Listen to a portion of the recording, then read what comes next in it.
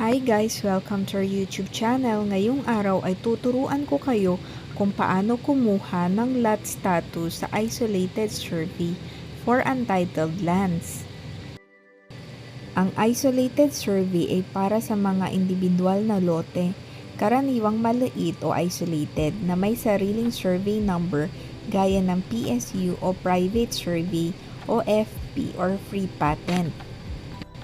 Dahil untitled o wala pang titulo ang lupa, ang Certificate of Lot Status ang magpapatunay kung ang iyong survey plan ay aprobado na, kung may kaparehong sukat sa ibang lote o kung pwede na itong i-apply para sa titulong legal.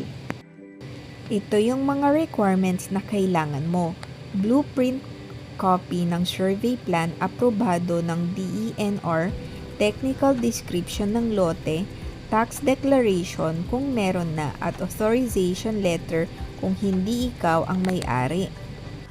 Step number 1. Mag-request at isubmit lahat ng requirements na nakalap. Step number 2. Payment of fees. Depende po ito kung saang lugar yung isolated lot ninyo. Step number 3. Examination and verification ni LRA. Step number 4. Claiming ng isolated survey. At dyan na po nagtatapos ang ating video.